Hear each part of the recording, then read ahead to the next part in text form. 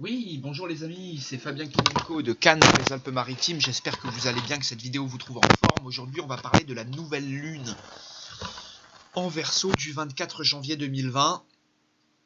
Et c'est vrai que là, on va commencer à rentrer justement vraiment dans le vif du sujet en ce qui concerne 2020. Le Verseau, c'est le signe des grands changements brutaux et inattendus. Le Verseau, c'est le signe un peu des émancipations, des mouvements révolutionnaires, des mouvements anarchistes. C'est aussi le signe de l'électricité. C'est le signe du descendant de Donald Trump, donc de l'opposé de son ascendant, donc il traite de toutes ces relations. Donc c'est vrai que ça risque d'être un mois très agité, d'autant plus que cette nouvelle lune est très dynamique, comme vous pouvez le voir si vous faites un peu d'astrologie. Et c'est une nouvelle lune à deux amas. C'est donc deux signes très valorisés, deux signes saturniens très valorisés, vu qu'on a les trois planètes lentes, Jupiter, Saturne, Pluton, qui vont rester là le plus gros de l'année 2020, même si Saturne va faire une incursion en Verseau le 22 mars. Mais là, donc, on a ces trois planètes lentes qui vont rester en Capricorne donc, durant toute cette année.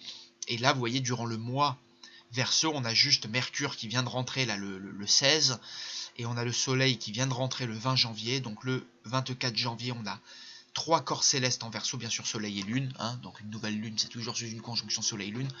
Et on a Mercure. Donc on a vraiment ces deux signes saturniens très valorisés. Donc Verseau, Capricorne. Donc si vous êtes marqué par ces signes, effectivement, ça va être dynamique, ça va bouger. On va en discuter un peu plus tard.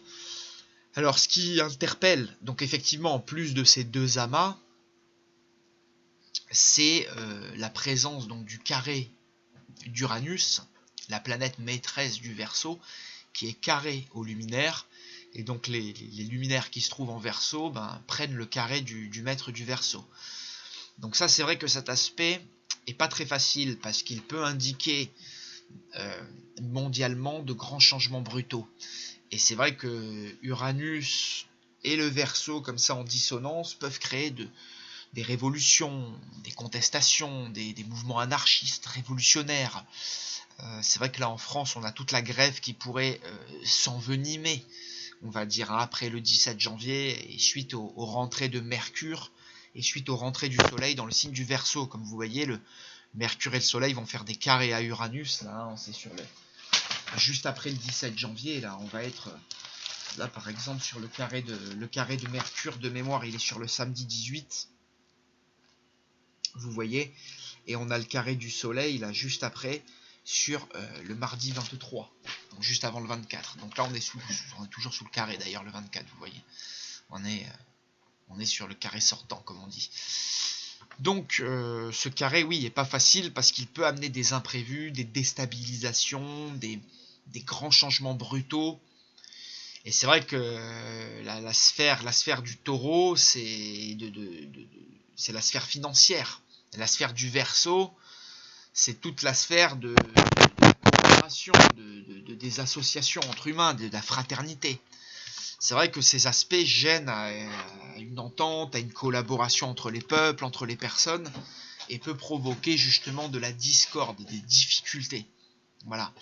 Aussi bien sur les plans de ce que l'on veut comme de nos besoins. Donc des choses peuvent être très très perturbées rien qu'avec ce carré. D'autant plus que, comme vous voyez, on a, vous voyez, la fonction vénusienne du Taureau qui est très attaquée ici.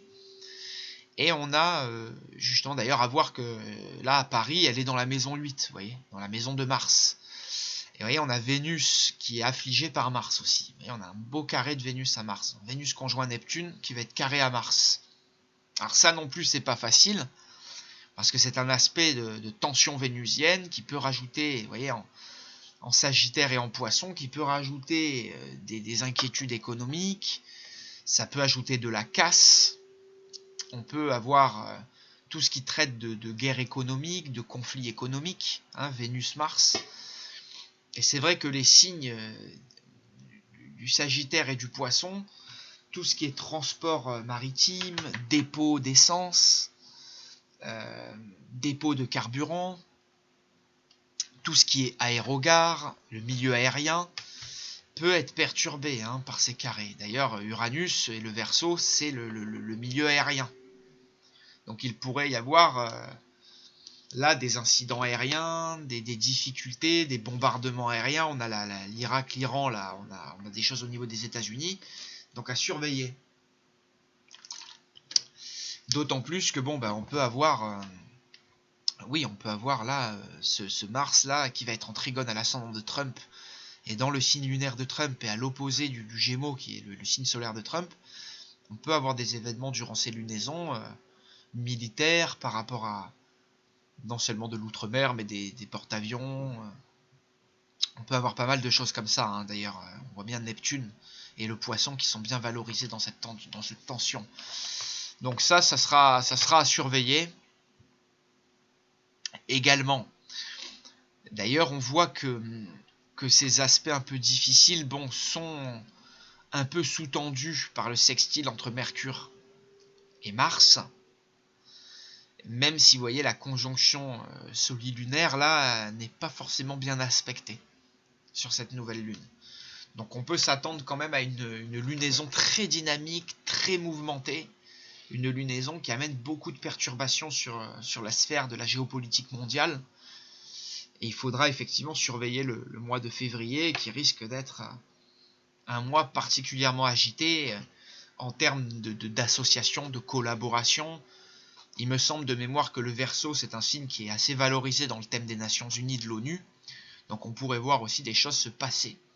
C'est aussi un signe qui concerne beaucoup la Russie. Donc il faudra surveiller ces nations-là. Le Verseau, c'est d'ailleurs l'ascendant de la Chine également. Et l'ascendant de...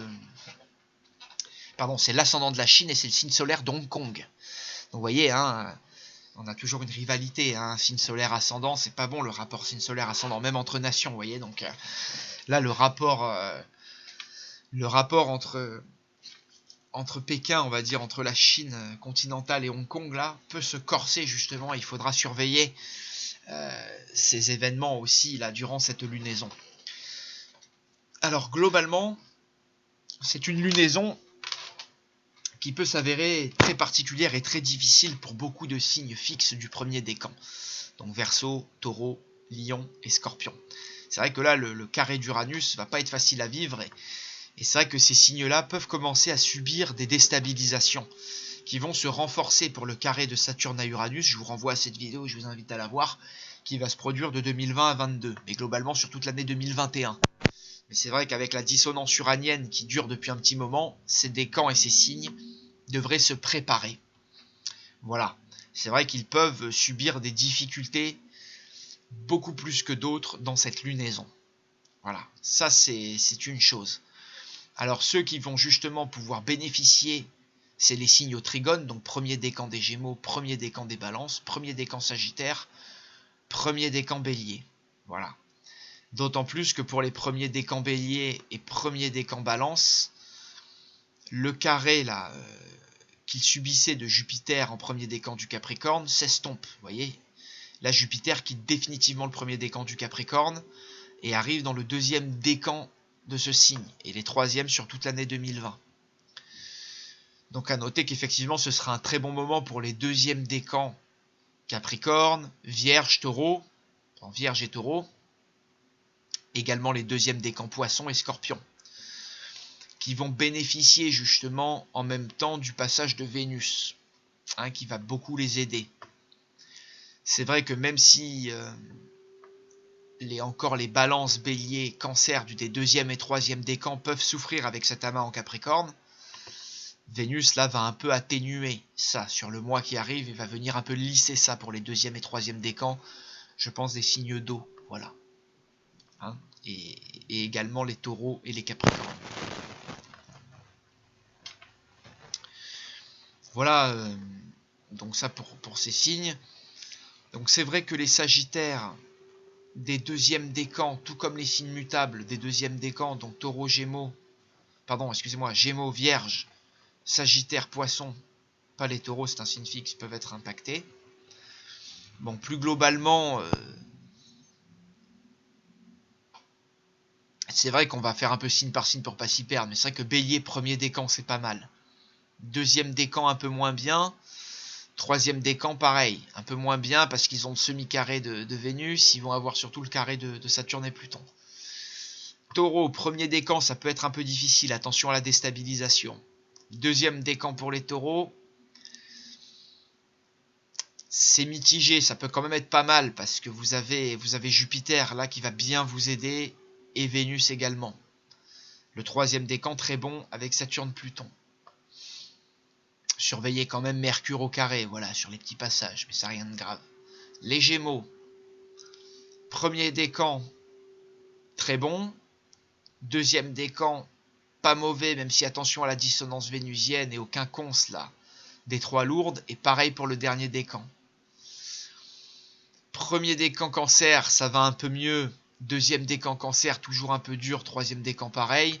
Même si les deuxième et troisième décans du Cancer, là, vont avoir une petite accalmie avec Vénus en Poisson. Pour les Lions, ça risque d'être difficile. Hein, pour tous les décans, principalement pour les premiers. Mais c'est vrai que les deuxièmes et troisièmes doivent faire attention au quinconce de l'amas en Capricorne. Tout comme de la progression justement de Mercure et du Soleil là sur ce mois qui vont faire opposition à leurs décans. Les Vierges vont être plutôt bien gâtés. Hein, premier, deuxième et troisième décan avec Uranus pour les premiers décans et Jupiter-Saturne pour les autres décans. À noter que certains devraient quand même faire attention, comme les Gémeaux des deuxièmes décans là, au passage de Mars. Pour les troisièmes décans, ça sera un peu plus tard, mais toujours à surveiller. Les Balances, hein, donc pas facile, ça va un peu mieux pour les premiers décans qui devraient sentir une accalmie. Deuxième et troisième décans, toujours un peu en difficulté à cause de l'amas en Capricorne, même si Mars va quand même les aider pour les deuxièmes décans. Et les troisièmes décans, ça sera un peu après. Vous référez à la vidéo de Mars en Sagittaire, pour les passages de Mars sur les décans. Pour les Scorpions, bonne lunaison, excepté les premiers décans, qui vont subir justement l'opposition uranienne et le carré là, des luminaires. Pas toujours facile, hein. Le carré des luminaires, hein, la sphère du travail, la sphère de la famille, la volonté, nos besoins, nos habitudes peuvent nous jouer préjudice. Deuxième, troisième décan, plutôt épaulé par Vénus, c'est pas mal. Sagittaire, premier décan, ça devrait être pas mal parce qu'on se dégage de Mars, on prend le bon appui des luminaires. Deuxième décan, attention quand même à Mars, même si Mercure, bon appui, mais toujours une difficulté vénusienne. Il y a Neptune qui fait toujours des difficultés, donc deuxième décan, c'est vraiment mi-figue, mi-raisin à surveiller. Troisième décan, c'est un peu mieux, même s'il faudra quand même surveiller, mais c'est un peu mieux. Une petite accalmie pour les troisièmes décans. Les Capricornes, premier décan, ils ont un peu passé leur heure de gloire. Deuxième et troisième décan, c'est pas mal, c'est bon, surtout pour les deuxième et troisième décans. Tranquille. Donc pour les Verseaux, à part les premiers décans et certains premiers décans qui peuvent vraiment être déstabilisés hein, par la dissonance uranienne, ça va aller. À part les premiers décans, vraiment les deuxième et troisième décans sont plutôt bien gâtés, bien appuyés par Mars. Donc l'action, tout ça, ça va aller. La communication, Mercure est là, veille au grain. Donc il n'y a que les premiers décans finalement qui doivent un peu faire attention. Et les Poissons, bah, les deuxième et troisième décans sont bien gâtés, bien appuyés par Vénus et tout l'amas en Capricorne. Donc très gâtés pour les deuxième et troisième décans. Quand même un peu attention au deuxième décan avec le carré de Mars. Les premiers... Voilà, Vénus vient de passer, ça devrait être pas trop mal. Voilà, l'année, le passage de Jupiter dans le premier décan aussi leur a fait du bien. Donc c'est vrai que ce début d'année ne devrait pas être trop mal pour les Poissons. Voilà, on a fait ça signe par signe. J'espère que ça vous a plu, que c'était pas trop brouillon. Bon, on a globalement peut-être des tensions financières et tout ce qui est révolution, contestation sociale qui peuvent s'aggraver, là, les tensions financières. C'est vrai que beaucoup d'inquiétudes par rapport à cette réforme des retraites en France.